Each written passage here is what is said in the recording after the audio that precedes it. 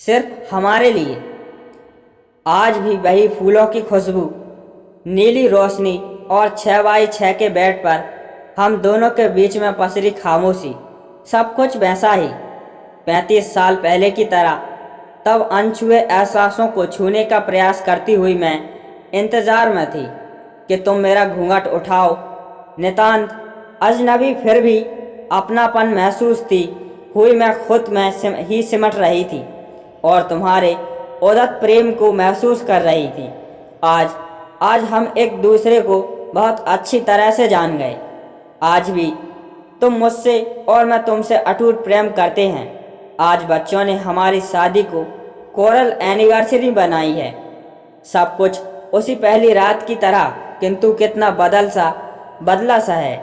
सुनो, जिंदगी खूबसूरत हो, हमारा प्यार तरोताज़ा रहे, इसलिए सबसे ज़रूरी है कि हम एक दूसरे पर विश्वास करें। हमेशा यह हमारे वैवाहिक जीवन की शुरुआत थी। प्यार की पहली शर्त परस्पर विश्वास। और फिर कई दफ़ा चाहते हुए भी मैं तुमसे कुछ पूछ नहीं पाई कि तुम मेरी परवाह को अपने प्रति अविश्वास न समझ लो। मैं इंतज़ार करती थी कि तुम मुझसे देर से आने की वजह पूछो, पर वह तुम्हारे स्वभाव में नहीं था। मैं खुद को बदलने लगी सिर्फ तुम्हारे लिए। आज जब मैं मेरे पुराने दोस्त से बात कर रही थी, मैंने तुम्हारे चेहरे पर वह भाव देखा जो मैं हमेशा देखना चाहती थी। पहले शायद मैं इसे महसूस कर खुश होती, किंतु आज अजीब लगा। तुम शायद वह महसूस कर रहे थे जो वर्षों से मैं करती आई। क्यों, शायद तुम भी बदल रहे थे।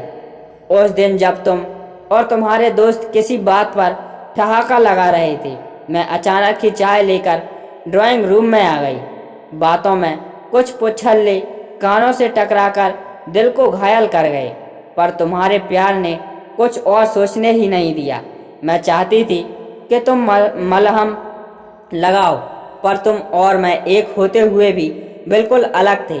और शायद यह भिन्नता ही हमारे आकर्षण का कारण थी। हम एक दूसरे के पूरक थे और इसलिए हमारी जोड़ी आदर्श थी। आज सोचकर हंसी आती है कि मैं कितनी नादान थी, जो चाहती थी कि तुम मुझे सरप्राइज गिफ्ट दो, पर तुम्हें ये बचकाना लगता था। सब कुछ तो तुम्हारा है, जो चाहो ज़रूरत के हिसाब से खरीद लो। तुम्हारी यह बात मेरी चाहत को ज़रूरत में सीमित कर दी गई और वक्त के साथ मेरी ज़रूरत कोने में सिमट गई। तुम जो चाहते अकेले खुद के लिए खरीद लाते।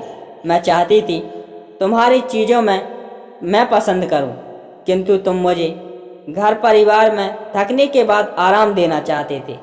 अब तुम चाहते हो कि मैं तुम्हारे साथ खरीदारी करने चलूं, तो मुझे अटपटा लगता है। सुखद दाम्पत्य शायद इसी को कहते हैं। हम तुम एक साथ होकर भी अपने मैं और तू को जिंदा रख पाए, क्योंकि हमने अपनी इच्छाएं एक दूसरे पर थोपी नहीं। हमें अपने रिश्ते में स्पेस रखनी होगी। तुम्हारी इसी बात पर भी मैं स्वीकृति को मोहर लगा दी थी। अपने अपने कार्य क्षेत्र हमने बखूबी संभाले। दोनों बच्चों, उच्च शिक्षित बहू और दामाद भी बढ़िया, सब कुछ एकदम सेटल्ड। फिर भी कुछ छूटा हुआ सा। शायद हमारा प्यार हमें बदल रहा था। एक दूसरे के प्रति समर्पित और भावनाओं का सम्मान करते हुए हम खुद से ज़्यादा दूसरे के बारे में सोचने लगे।